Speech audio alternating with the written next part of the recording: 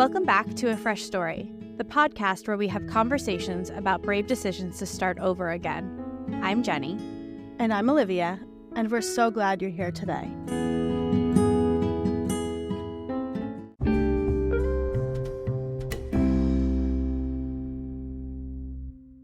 Hi, sister. How are you? I'm really good. We were just talking about how we want to record a bonus episode about the nanny. We do. We love the nanny. We love the strong nanny. women. Listen, we love strong Fran women. Drescher, she's a complicated woman. She's a complicated woman. She's got some weird points of view. But what Jewish mother doesn't have some weird points of view? And The Nanny is a brilliant, super Jewish show that I adore. I adore it. Maybe I feel something about a Jewish American woman marrying an Englishman too. I don't know. Save it for the bonus episode. But yes, no, we just love strong women who use their voices, which is what this season's all about. We talked to Kathryn Janicek. Again, is so composed. She was one of those women we talked to who I looked at her and I'm like, how do I be like you? Like, she's just so strong, and every word she used was so like intentional, and but she's such a leader. Like, she just is so supportive of people, so passionate about what she does and helping all these women use their voice. And it was beautiful. We talked to her about her journey to have her daughter and find her husband and her career. And it was just such an awesome episode with Kathryn. What a wonderful person. Truly so happy that we met her. So please enjoy this episode with Kathryn, and please remember to rate, review, and subscribe to A Fresh Story so that we can keep telling fresh start stories.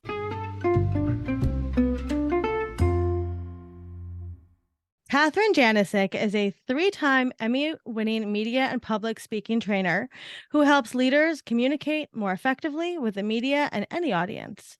Kathryn's 25-plus years of experience running live news, TV shows as a media executive and as a spokesperson means she brings expert perspective and guidance on shaping messaging and delivering with impact. Kathryn Janicek Productions is a team of experts who train in leadership development, executive presence, public speaking, media interview performance, communications, sales, and relationship building, and wellness. They train Fortune 500 executives, physicians across the country, and they are the go-to training firm for the American Dental Association, the College of American Pathologists, the Congress of Neurological Surgeons, the American Society of Plastic Surgeons, and other medical associations. Kathryn, wow, that's a lot. That's amazing. I like to help people. We understand. I love that. Well, I'm super excited to talk to you today. I think we connected on Twitter. And you've always just had such a beautiful personality, and you're so kind, and just always a nice person on the internet, which is not always true for everybody. And so when we were booking for the season, we were really excited to chat with you. So thank you for being here today. Thanks. Yes, social media is not all bad, right? No, I agreed. Some of my strongest relationships through it. I love that. 100%. How are you doing today in this moment? Today, I am doing great. At this moment, Mercury is out of retrograde. Yeah, I love that. It was really weird up until Monday. And I didn't really realize that because I'm not someone who follows it, but someone pointed it out on Monday. And I was like, wow, that's why people are just like returning my emails finally and getting back to me. I was having kind of, as an entrepreneur, as a founder, I was having a moment where a 4-week period where I was like, oh, am I going to make payroll in August? It was just like a little nerve wracking because I have a lot of responsibility all of a sudden. But today I'm doing okay. Thank you for asking. Doing great. I'm doing great today, Jenny.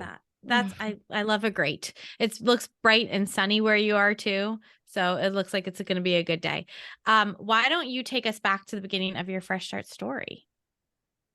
Great. Well, it was a couple days after Thanksgiving, 8.5 years ago, and I had just gotten back from spending Thanksgiving with my family in Florida, where we always spent it because my parents moved there after living in the Chicago suburbs for a long time. And that was their retirement home. That was their prize for working so hard. They worked so hard. And I was let go. I was VP of News, and they did it very kindly, where they said, we're just not going to do news anymore. We're going to do content. And they just kind of relabeled it. Months later, they went under. So it was a news startup. It was founded by a couple great guys. And it was awesome. I had the opportunity to, like I said, be VP of news after being an executive producer at many local television stations, hiring 60, 80 people, teaching documentary editors how to edit news in a short form, people who had days, weeks, months to work on a project, all of a sudden have to do a minute or 1:30 or a 3-minute little package for news. So it was an incredible challenge. And we created like a CNN wheel, a 24-hour news reel. So it was awesome to create something from the start. But then, it was sad to obviously lose my job. And I found myself at 38 years old. And if anyone can relate to this, listening to it, I'm a woman, 38, did not have children, did not feel at that moment, I wasn't that person who I felt like children were going to complete me, that I had to have them. I never felt that way. I felt like when I meet the right person, the right partner, I will maybe have children. But then at 38, it becomes really real. You're like, because the next move in TV news would be New York or LA after Chicago. And I felt, because I had at that point lived in Chicago for 10 years and had really great girlfriends for the first time. You move around a lot in television, a lot of cities. So I was stable for a long time and had friends. I had my tribe, and I did not want to move to New York or LA next. I didn't want to be a little fish in a big sea and also start that dating thing over again too. So I honestly, at that moment, I decided, not really knowing a lot about it, I said, I'm going to start my own company. And I always knew that my parents, I could always, I think, knowing that I had a net, if I failed, I could move in with my parents. That did not happen, but I could have, having that net, I knew, so I can't say I was that courageous, because I had a net to fall back on. I could always do that. We could always do that, right? It's not the worst thing that could happen in your life, that you could ask for help. But instead, I started my company. I went on OkCupid.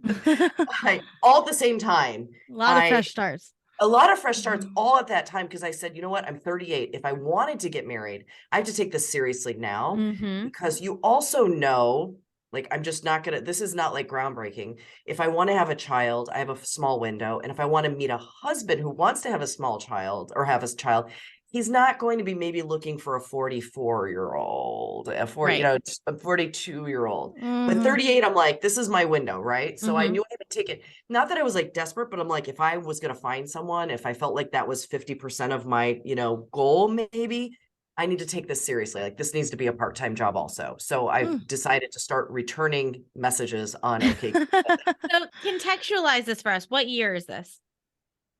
This was 8 years ago, 9 years ago. So this is math is hard. 2014. This was 2014. Yeah. End of 2014. Yeah. Because I got married in 2016. So flash forward, I met my husband. I went on a bunch of bad first dates, as we do, right? And a sweet story is that when I decided at that moment that I had to take online dating seriously, I actually saw a message that came through, and that person had messaged me a year earlier, and I just wasn't taking it seriously. And so I didn't see his message, but he had the cojones to message me again. And most guys don't do that. When they don't get a response, they don't message again. Yeah. And we had a great first call, a great 1 hour phone call, the worst first date ever. Worst first date.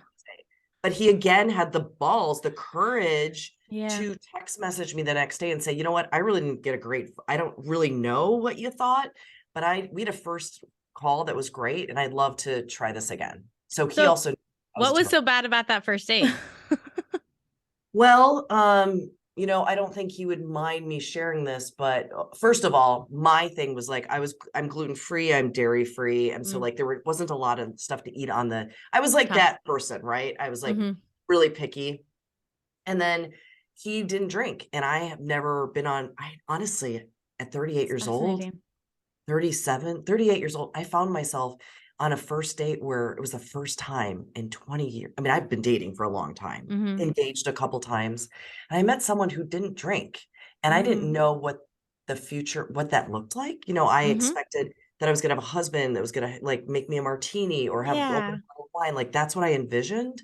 And I'm going to tell you that my relationship, my future turned out to be even better than what I thought it would be because he doesn't drink. Yeah. And honestly, I haven't drank in 5 or 6 months now because I realized after what I listened to an amazing neurologist who has a podcast, Dr. Huberman, Yep. and he had an incredible podcast in September. And I happened to be in San Francisco training a biotech firm. And I was going in this direction, but when he said like, there's literally no benefit from it, it's a poison. Yeah. I just, at that moment, I didn't drink again. And I haven't even thought, well, I think about it once in a while, but I've successfully gone to concerts without drinking now and having great dinners with friends who definitely drink and have a good time. And I'm in this point where I'm like, I gave up so many things like gluten, dairy to like biohack. I'm an older mom. I want to be around till I'm 120. So why was I still drinking? And that was like the last thing I just gave up. I will not give up my coffee though. I'm going to tell you. Coffee. I understand that. Understood. Yeah, I think it's an interesting thing, especially when you have a partner that does something less, sort of the way you move in that direction. And there's such a, I don't know, idea that like we can only sort of socialize in this way. And I do think it can be really overwhelming. I understand. I am dairy free too. So I understand going on a date, not really being able to eat anything. Like it all makes sense. But I'm glad that he had the cojones to reach out again, because it sounds like I am too, because it turned out to be, I think I met my first non-narcissist because I was definitely attracted to that. And that's why they did implode those relationships I had. And he was not, I didn't have the fireworks. He wasn't trying to like song and dance me. And, that first date, there wasn't that big, show. And if you talk to any dating coach who's worth their salt, they will say like, that's not a narcissist. If it's kind of like not a big, show, probably a normal guy and he'll be a great dad. You seem like, you were talking about the way you date and like the way that you were like, I'm going to take this on as a project. You seem incredibly pragmatic and incredibly, like obviously intelligent, but like smart logistical about the way you do things, and also so warm. And so I feel like that is the perfect breeding ground to attract narcissists. Possibly, because it kept happening. Plus, I liked the show. Gosh, I was in television for over 20 years. I like a show, right? I like a very entertaining show. And these guys were extremely entertaining, but solid, and you could count on them, and that they had your back. Not always, right? Yeah. So take us back a little bit to just set the scene here. Where did you grow up? All over the country. My dad, we moved a lot. My mom did not start working again until I was in 7th grade. So she raised us, which was awesome. My dad worked, and we moved I was born in Illinois. We moved to Boston, New Hampshire, then Mission Viejo, California, which is, Orange County. And then we moved, when I was in 6th grade, we moved to Salt Lake City, a suburb of Salt Lake City. And I was, one of the only people who were my religion in my school, because we went to public schools at the time. It was the late 80s, early 90s. So it was definitely, and I felt like an outcast there. I had my James, and he's at Columbia in New York. He's an awesome guy. He protected, he was my one Jewish friend, and I had my one, atheist friend, and I was the Catholic, and it was like, we were the trifecta that protected each other. And these were great guys. So I was really lucky. We were there for 6 years. And then my junior year of high school, we moved back to the Chicago suburbs. Okay. So I went to 4 high schools and 5 elementary schools. So I was going to say, there's a reason that you're so good with people. And this comes from your background, right? You've had to kind of reinvent yourself over and over your entire life. I'm a life of fresh starts. Yeah. And you're wearing the green too. Right. And also, how to ask questions to people and introduce yourself to people. So did you always where did the idea for going into news and entertainment and kind of you are very much I could just, that is who you are. When I look at you, it's like you are an interviewer, you're a producer, you're all these things. Did you know as a child or a teenager that you wanted to go into that industry? Yes, I didn't know television, but 7th grade, I was on my school paper. We had a school paper in junior high, which I don't know how, common that is, but I'm really lucky we had that. And then I was on the radio, the the high school radio, and I interned in high school at our suburban paper here in Okay. the Chicago suburbs, which is like Mm. really like who interns, right? Where in the suburbs were you? I was in Palatine. I went to Fremd Okay. High School. Okay. Great high school. Great. I would be Okay. really excited if my daughter went to a school like that. And public school, awesome school. And then I also wrote a newsletter. I remember typing on my grandmother's typewriter in the Chicago suburbs and like writing out like a newsletter, which is funny because I can barely get the Christmas cards out on time right now. But I did like a little newsletter on a one sheet. So I always like telling stories and writing. Writing was my thing. Interesting. And communications. Communications. And obviously, you know, when you move around a lot, I'm really lucky that my parents they specifically moved us not in the middle of the summer. So when I coach a lot of sales teams and stuff, and they sometimes have to move their family around. And I always tell them, your kids are going to be fine. Like, I know this is stressful. They're upset. They're very emotional about it. It was terrible. My mom had a big box of Kleenex in the middle of the table. We knew this was the announcement, right? We're moving. But I will tell you that your kids are going to be great. Like, they are going to be resilient, but move them in the middle of the school year. Because my parents always made sure that every kid knew we were the new kid. And I'm so grateful they didn't move us in the middle of the summer where they think like maybe someone just kind of started a different school, but they're not new in our state. But at least I was introduced as the new kid, like 2 weeks in. It wasn't like in the middle, but she'd wait, a month or 2 weeks That's in. fascinating. So, and I liked meeting people. I mean, obviously I had to get good at meeting people and adapting to where I lived. You know, now I'm in Boston, so I would actually be the first to pick up an accent in my family because we as human beings, we want to adapt and belong, right? Yeah. So I do adapt quickly and belong. Like when I coach, you know, a biotech firm to a construction company to yesterday, it was a big hotel, you know, hotel brand. I have to adapt and learn who I'm talking to very quickly and be able to present to that audience member. So that's what I teach now in my business, right? How to adapt your communications specifically to that audience you're talking to. And I learned that as a kid. Right, exactly. I love that. So how did your career in the news industry begin?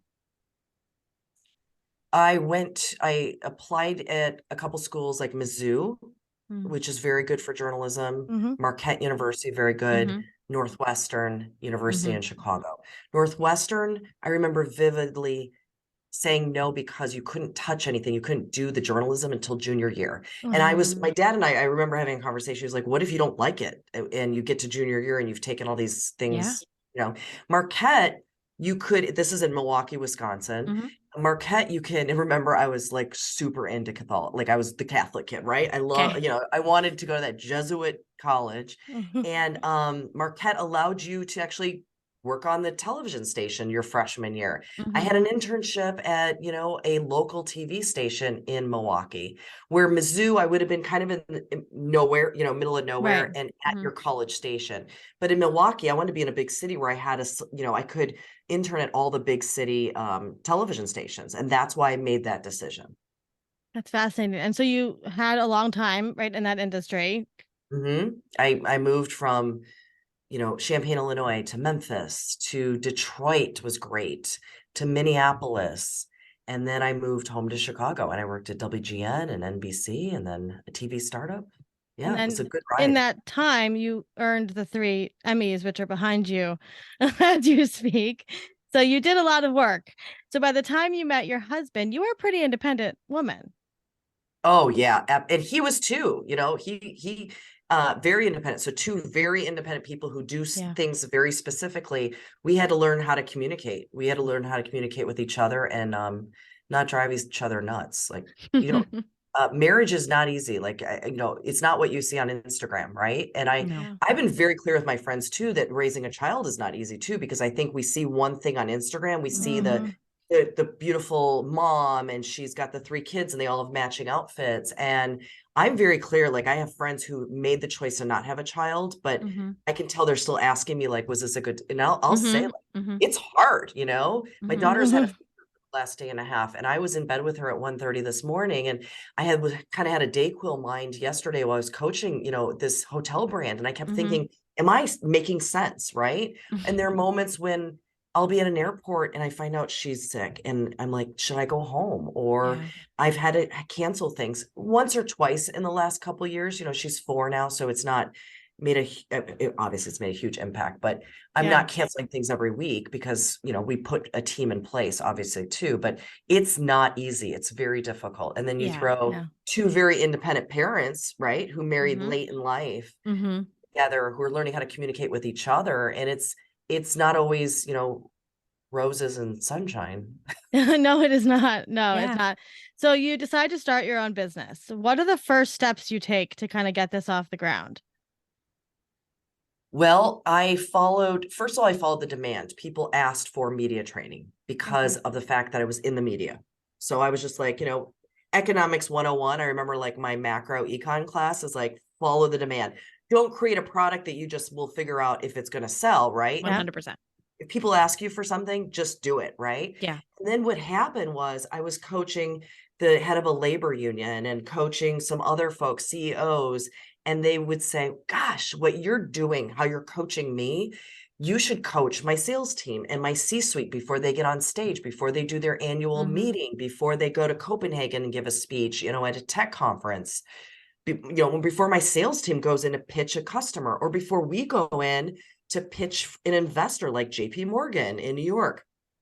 So actually right now, our business is mainly public speaking coaching, because more often, you know, 8 years later after I started my business, think about it, like more often people are doing public speaking, which is just talking to one person or many, than really getting on CNN. I still coach, you know, people call me, hey, my client's going to be on Good Morning America in 3 days. Can you get them ready? Or Today Show or Bloomberg News, or, you know, but the majority is public speaking training, which we all need. And we didn't learn that in college.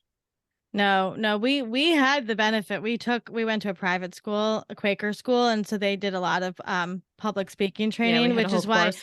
Jenny and I have zero fear of public speaking. I would rather public I speak on a don't know if stage. that's why. I think there's something missing in our brains that fears public I have speaking. zero Really. fear of public You're speaking. really lucky. Yeah, You're really we know. Yeah, I professionally officiated weddings for a decade, and people were like, "Aren't you nervous standing up there and doing that?" And I was like, "It's never occurred to me. Don't know what to say. It just never occurs to me So, to be nervous." Kathryn, so while you're building this startup, were you dating your husband at the time, or what was the overlap of time there? Yes, he met me right when I was laid off. Like, Okay. and I gotta tell you, I was used to being able to pay for dinner, like big Yeah. dinners, like take my turn, like a very independent woman. Like I didn't Yeah. want the guy to pay for everything, you know? So Mhm. I also I liked the fact that I could impress him, like first, you know, front row tickets to concerts and stuff. Mhm. Like it's weird how we it's really screwed up actually, how we think like that's our value, instead Yeah. of that I'm a really great Mhm. conversationalist, or I'm a nice person. Like I'm a really nice person and I'm Yeah. caring. But that to me was not my what I felt like I brought to the table for Yeah. so many years. I felt like people dated me because I had interesting stories, you know, I always knew what was going on. I had, you know, my finger Right. on the pulse. I didn't even think that someone would date me because I'm a nice person. I'm, you know, I'm good. I'm a good person.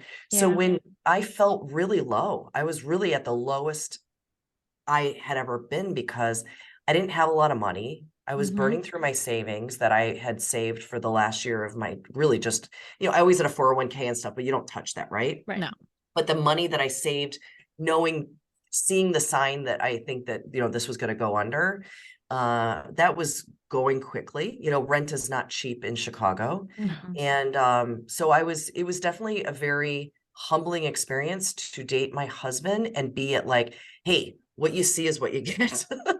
Isn't that Like, so interesting though, that you found this person and like you were forced to be your stripped down version of yourself, right? You were forced to not be like, look at this omakase dinner, look at these tickets. You had to just be Kathryn. And that was the thing. That was the person. that was the person, you Yeah. know. And I was also, in my head, I was also heavy, you know. I wasn't I had gained a little weight because I was sad, you know. Mhm.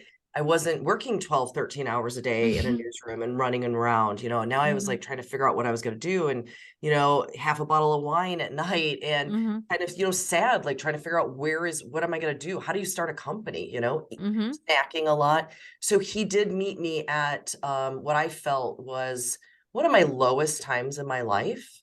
Yet he liked me. Right. He wasn't looking for a project. He was not, he's not a fixer. He knows enough to not be that person, but he liked me for who I am. Thank God. Which is not, I mean, you are a beautiful, wonderful, like soul and spirit, like on the inside and outside, but like, what a beautiful part of your journey that is, right? Like you decided to take this moment and make a brave decision to do your thing. And he came into your life at that time. So how much after dating did you guys decide to get married? I think it was 9 months or so. We were at a certain age. You're like, we really want to have kids or try to have kids. Like, if we're going to make a go at this, we're going to make a go at this. Yeah. So my mom is blind. She went blind at 59. It was a very sudden thing. Okay. And I definitely dreamed of getting married somewhere in Chicago, art museum. You have this vision, right, of how you're going to get married. But it became easier for my dad, who had just had a stroke. My dad had a stroke literally right when Ted and I started dating. So what's sad is that Ted really never got to meet my dad. He met my dad at a different dad, So he was meeting, he's coming into the family. My mom's blind. My dad just had a stroke. He's not really engaged with my new boyfriend, right? So he's not meeting a family that's like really excited to, meet Kathryn's new boyfriend. Like, there's a lot going on. And so we got married on the beach in Fort Myers because it was totally easier for my parents because they were there. Yeah. Yeah. Not my dream wedding, but my friends had a really great time, and we had a great time. They all flew in. His friends flew in, my friends flew in, and wasn't the super fanciest hotel or any, it wasn't like what I dreamt, but I definitely got married to the person I was supposed to get married to at the time I was supposed to get married. And my dad was there. He is no longer with us. So I'm glad he was able to walk me down the aisle, and I'm really lucky it just all worked out, but it wasn't how I dreamed of, right? Like, I have an employee who just had a baby, and it wasn't how she envisioned. It wasn't her birth plan, but she had her healthy baby, and that's all that counts, that he's here. And doesn't that kind of follow a little bit what we were saying before, is like sometimes it's not all fireworks and explosives and all the big things, right? It's those small moments and like those little special times, right? Your parent, like now your dad walked you down the aisle, like you have that right forever, and like that's the most special. So as we know, because we're startup founders too, it takes a long time to get a business going. So when did you start kind of seeing that growth in the business? And then as that was happening, did you start thinking about having kids because now you were married? The growth actually did not really happen until the year I was pregnant with Sophie. So it was a couple years. It takes time. 2-3 years in, I was starting to go, okay, this is catching on. Like, this is going to be okay. I was also going through IVF, like from the moment we got married. So 2016, and now it's 2023 when we're talking right now. So it took a little bit of time, but also I move a lot faster now because I'm not going to a doctor every day, getting my blood test or having to, losing a child, a miscarriage, and then being depressed for a week, how long, it doesn't take just a week to mourn that. No. And then we lost twins in our 4th round of IVF. We lost twins at 18, 17 weeks, second trimester. Kathryn. Like, it shouldn't have happened, right? And then you're like devastated again. And I was bulking up. My doctor wanted me to gain a bunch of weight because they knew that they would have to bring the twins in, early, because that they were already, they were born in the same sack. Like, it was all something. It was something. And then, unfortunately, we lost them. So then you're going through that. So I will say, I don't have the founder story that like maybe a single guy would have, right? Or an older woman who isn't going through IVF, right? So it wasn't the fact that I was getting married or anything. That was the easy plan, right? You just, you hire the hotel, and that was easy. It was the going to the doctor appointments, going to, high risk pregnancy, and then loss after loss, and then deciding, let's do it a 5th time. Ted said it was his lucky number was 5. So I was not ready to do it again, but we did it, and we have our 4-year-old now. Yeah. That's So a lot. I it's a mean, that's all lot. so much. It was a And lot. to just watch somebody go through, I have friends that are going through IVF, and to watch them go through one cycle is really draining, and like emotionally draining, financially draining. I mean, in every capacity. So 5 cycles is really, that's just emotionally a lot. How do you Well, keep hope during that time? well, one is I am lucky that other women shared that they went through it, because I knew of one woman who is an executive at a television network in New York. Mhm. And she and I had worked together in Chicago, and she shared with me privately that she went through 10 rounds of IVF. Wow. So when Ted said, 5's my lucky number, he never said, can we do another round, Kathryn? He just said 5's my lucky number. And I was like, I'm competitive. I'm like, okay, well, we're going to do it. But in my head, I was constantly like, she went through 10, so Yeah. I can do another. So I kept like knowing. So that's why I'm very open about my story. I'm very open about, that I'm glad I switched OBGYN. I'm glad I switched fertility doctors, because that doctor, after I lost twins, he was like, okay, ready for egg donor. You have to have an egg donor. He was just looking at numbers on his website, because he wants his number for live births to be a certain number. There was nothing wrong with me. I got pregnant every time, it was like, honestly, almost every time.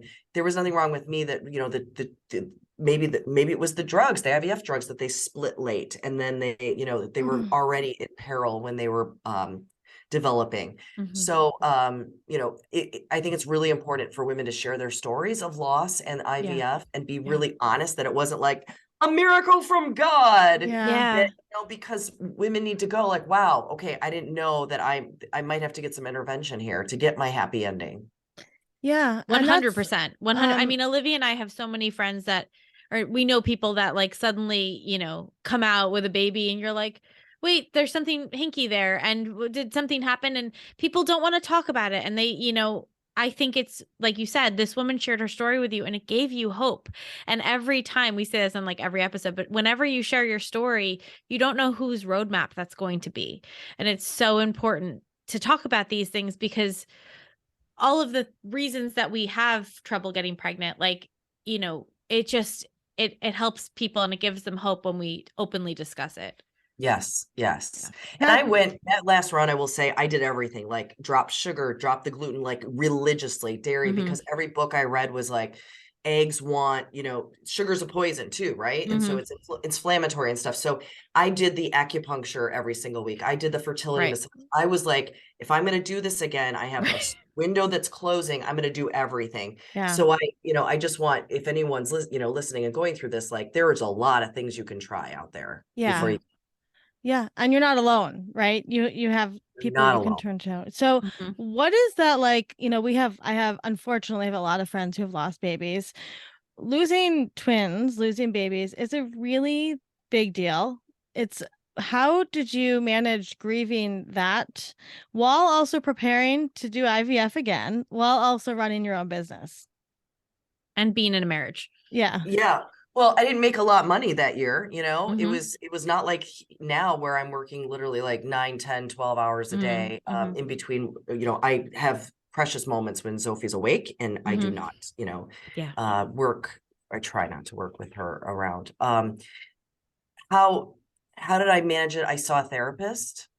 Ted and I went to see someone who's wonderful in our life still, who teaches us how to communicate better as partners, who we once in a while go in for a touch up. It doesn't have to be, it's not because we had a huge fight or anything. It's just like, hey, we want to keep learning how he's different than I am. No one's alike, right? Perfectly alike. He communicates in one way, I communicate another way. We constantly get touch points with her. It's great.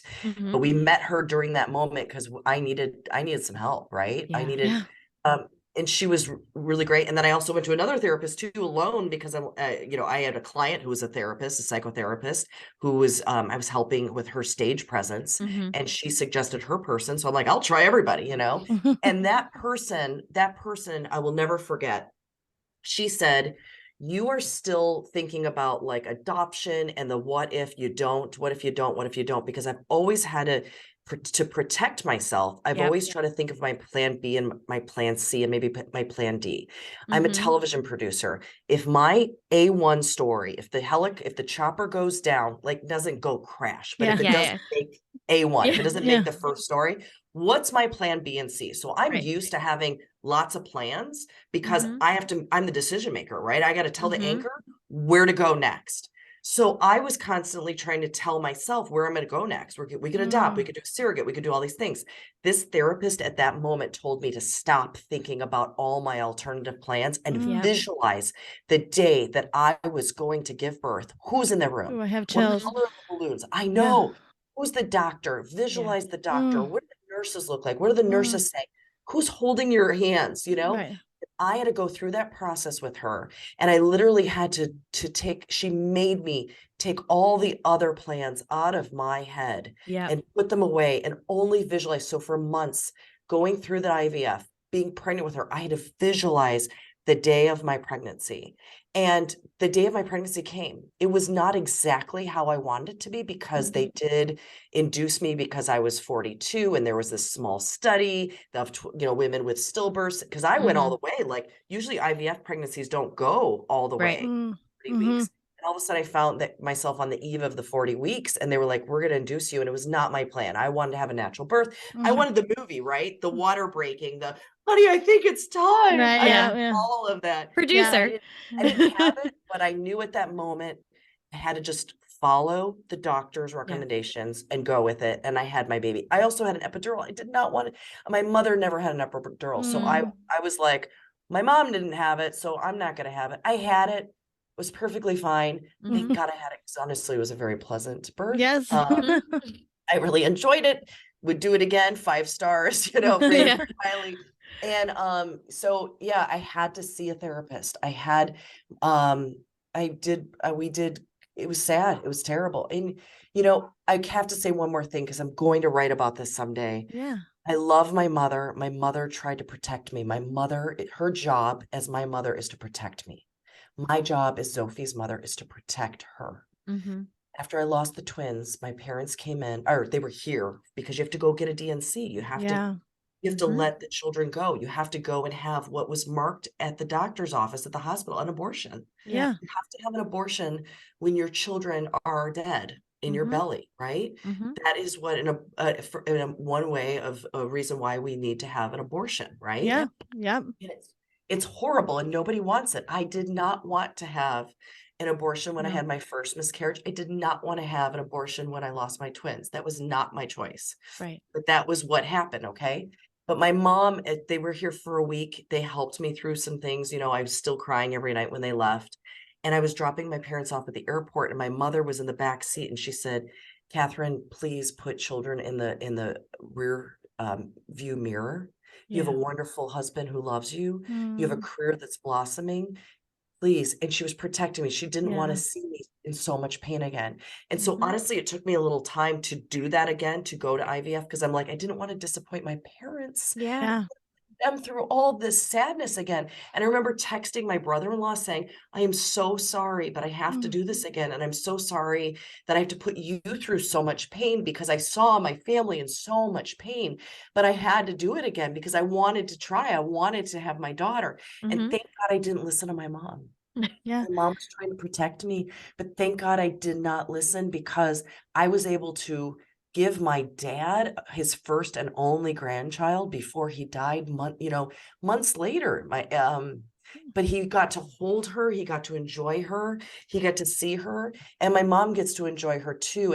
And my daughter holds her elbow and guides her on the beach and guides her grandmother, and she's going to Yeah. be such an important part in her life. But I'm so Yeah. glad my mother. And there's a lot of mothers out there who are going to try to protect us, right?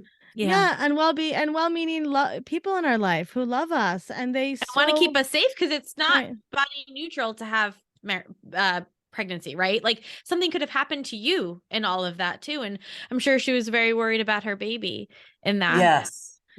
Sorry, I was just thinking of this when you were talking about your daughter and your mother. Our grandfather was blind. He had macular degeneration. So by the time we came on the scene, he was blind. And it's an interesting experience to have a blind grandparent. And I do think it makes you really good at describing things. And I think that there's a lot of like really beneficial, there's a beautiful relationship there between them obviously already, and it's just funny because it's not something we encounter a lot, but we had our grandfather, we would guide him, and we got really good at getting on the phone and describing everything about our day and telling him about everything. Oh, that's so good to hear, because I've not met a grandchild of a grandparent who's blind. So thank you. It will be a very special relationship. And Sophie, like you two, will be very special because of her grandmother. Yeah, and you learn to communicate in a different style, right? And to see the world through, they get to see it through Sophie, she'll see it through Sophie's eyes. So I obviously follow you on social media, and you do such a beautiful job at showcasing the balance between a working mom life and being this joyful mom to Sophie. And in particular, you guys went to Disneyland, right, recently? And Yes. I loved it. You talked a little bit about how you went for work, right? Or you were there for work, and then you took time to be with Sophie. And the pictures of you two at Disneyland were so joyful and beautiful. And I would love to hear, just before we let you go, like a little bit about kind of that balance, quote unquote, because I understand I have two sons, but of like being that really full-time business owner, and then also wanting to, be a mom, but also wanting to show your daughter that you're a kick-ass business owner too. Yes, I want to show my daughter, and I have to finally just own this. I want to show my daughter that she can be a mom and she can own a company. Yeah. I was booking this morning actually to be out of town for 2 days this summer, and I realized I was at a hospital last summer in Memphis, and I was there for a whole week. And that was the moment when I said, I can't be away from her for that long. And that's why, honestly, when we were in LA to work a couple of weeks ago, we took her and the nanny. We got an Airbnb instead of the hotel that the conference was at. And we had a great time because she was with us. It would have taken me out of my game sometimes being away for an entire week, for sure. Yeah.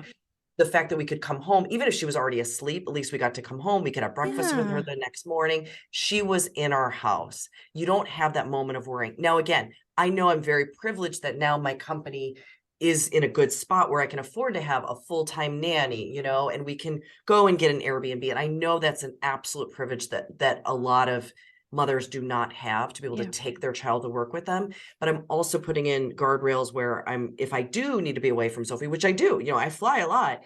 It's a 2-night window, right? And then I come back. So for example, I'm in New Jersey in July. I'm not necessarily going to put another trip right on top of it. Right. I want to be home with her for a couple of days. So there is no balance. There is, I talk about like kind of a flow, like the ocean, sometimes it's heavy on work. Sometimes it's not. It's not like a menstrual flow. Like that was kind of weird. But And think of it like a lazy river. It's a lazy river. I also, I know what it's like.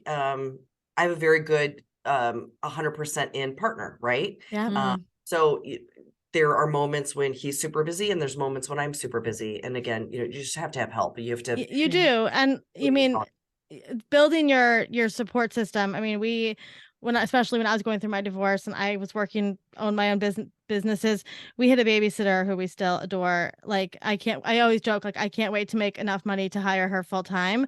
Like, you have to have these other people that love your children. And like, that's a beautiful thing. And I think, like you said before, Kathryn, asking for help is wonderful, right? And having this village around your daughter to support you when you need to do what you love to do is a beautiful thing. And I think we're still shaming moms for wanting to work, right? And having the nanny or the babysitter. And I have a lot of friends who feel guilty, right? Having help. And it's like, no, that's how they used to do it. People used to raise children in villages. And this is just, you're choosing your village.